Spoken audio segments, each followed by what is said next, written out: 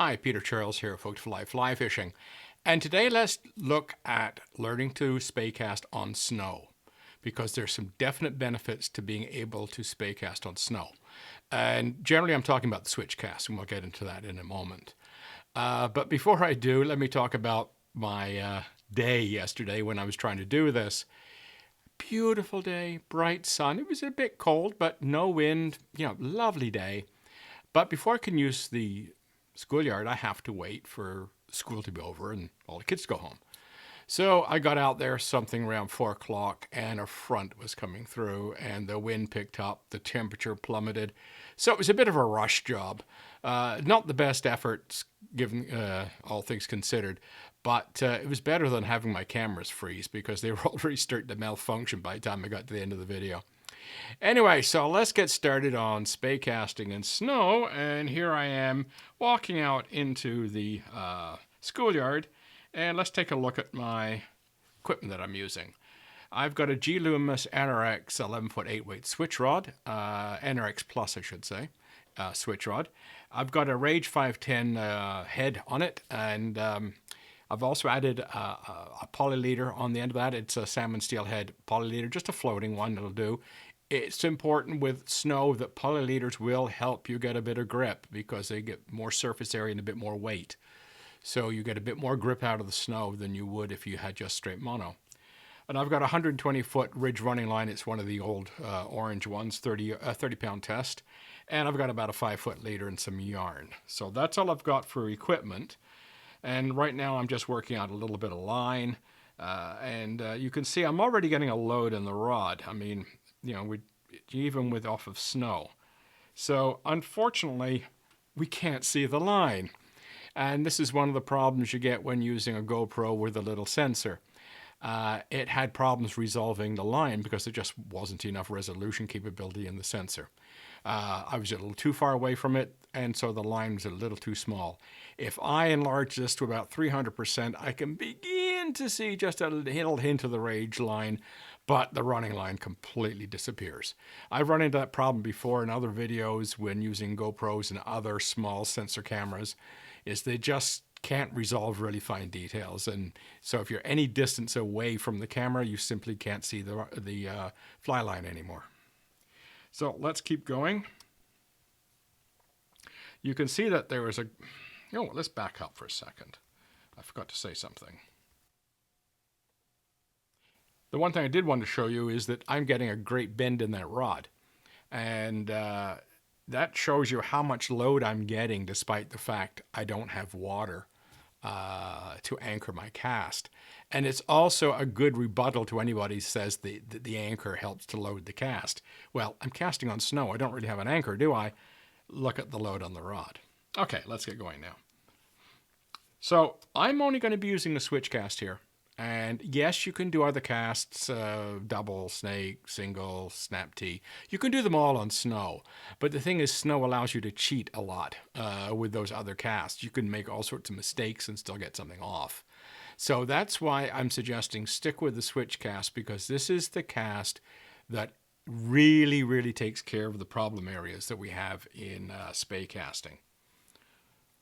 So there are less benefits, as I say, to using other casts, so don't try that. So as I said earlier before, let's back up, I'm going too fast here. Now I've got even more bend in the rod. You can really, if you really fine tune your technique, you get an amazing load off of snow. So as I say, I only use the switch cast, and it helps to deal with two major problems. First off, let's talk about how do I get some grip when I'm not on water. Well, I mentioned the poly leader, that already helps. When you're casting off of grass, you get this snatch, grab, release as your knots on your leader are coming through the grass, or as your yarn is coming through the grass, especially if there's any weed, like when I'm in the schoolyard, it's full of weed. My lawn is good, but the schoolyard isn't. So when I'm coming through weeds, it's snap as I try to pull up, and it really affects the smoothness of the load on the rod. You don't get that with snow. Snow is just a smooth pull through, and it has a slight bit of drag. Not as much as water, but there is a bit of grip. Not a lot, but there is a bit of grip.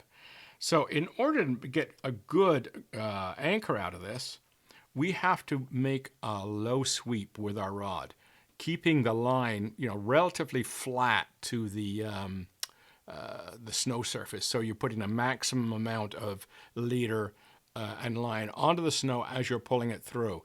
And that gives you a good load on your rod. This also, by the way, is very similar to Scott McKenzie's nest style casting. He makes the same kind of sweep off of water when he's going for distance. And does it ever work, by the way? I've cast like that a lot. So this is not a bad thing to learn how to do on water as well. Okay, and the next bit, we're going to raise the rod into the firing position and you're going to get it up nice and high. Okay, so you've gone through low and up into the firing position, nice and high and well back. And you can see how, in this picture how far back my rod is. It's not straight up in the air, that you see a lot of people do. It is back as far as my poor old shoulders will allow. And then you want a very smooth application of power. If there's any jerkiness or if you snatch, if you try to hammer it, it's not going to work. You really need that smooth application of power with the extra oomph right at the end. You don't put it at the beginning of the cast, and this is part of the teaching element of casting on snow. So as I say, any lack of smoothness, jerking, snapping, you're just going to have a cast that falls in front of you. So what we get out of casting on snow, and it's really, really useful, we learn to produce a well-energized D-loop. One of the problems I see in teaching people is they got these wimpy little D-loops that are falling out of the air. And we also produce a smooth draw, because if there's any jerkiness in the draw, we don't get a good D-loop. We don't stay in contact with it.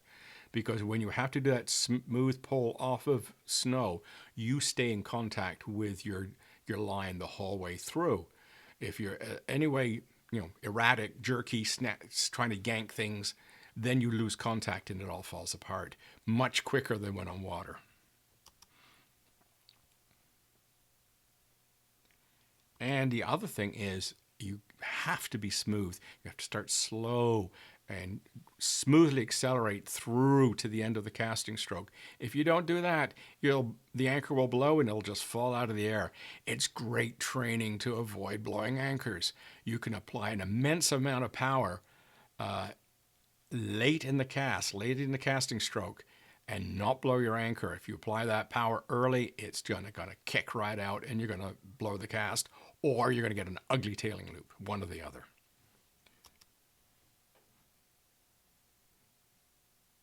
And you can see how much retrieving I'm doing. So, okay, here's a couple of casts.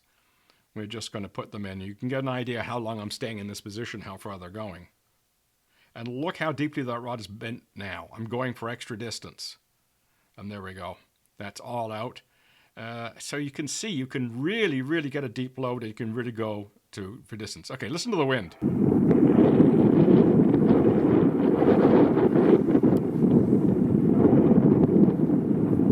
That's what I was dealing with.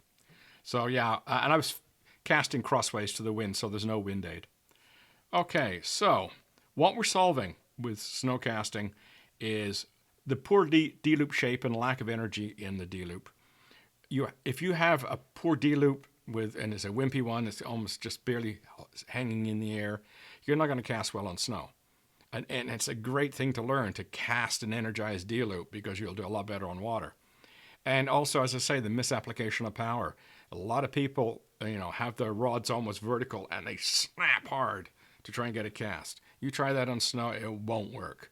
So this is going to train you to cast properly, basically. Your forward stroke is going to be much improved by learning to spey cast on snow. Okay, let's have a look. This is what's left of the running line on my reel. That's a 120-foot running line, and I've measured it. I know it's 120 feet. There's one row of line left on that reel, and there's normally 4 to 5 rows of running line on that reel. There's one left. It gives you now an idea how far those casts are going. And keep in mind, from the back of the head to the yarn is 45 feet, so you add 45 feet to that. And yeah, you can cast further on snow than you can on water, because your running line is not being dragged by the water. The running line is not being gripped by the water. It comes off the snow very quickly. And of course, when it's cold, your running line is harder, so it goes through the guides quicker. So I would never get this kind of distance on water. But the reason why I'm showing you this is the idea that you are not being hampered in terms of learning to cast for distance by spey casting on snow. You'll get better results than on water. Yeah, that's a given. But nevertheless, you can go quite far. So that's basically the issue behind casting on snow. Now, as I say, just take your time when you go out there. Learn to cast smoothly. Learn to cast slowly. Those last casts, how far they were going and how slow I was casting. I was just applying the power at the end of the casting stroke. So you can learn to cast on snow, and it brings huge benefits. But as I say, just stick with the switch cast. Don't bother trying the others because you can cheat. I can make an incredibly sloppy double spey and still get a cast off, and so you haven't proved anything. I think the only cast that really you can play with is the single and the snake, perhaps. But even then, I would prefer just to stick with the switch cast because it cures the two biggest problems I see when people are out casting, even amongst fairly experienced guys. Their forward stroke is poor and their D-loop formation is poor. They don't get much distance, 60, 70 feet out of a rig that should be doing 120. So, it's really these issues that they're suffering from, and it's these issues we can correct by learning to switch cast on snow. So give it a try. Cheers.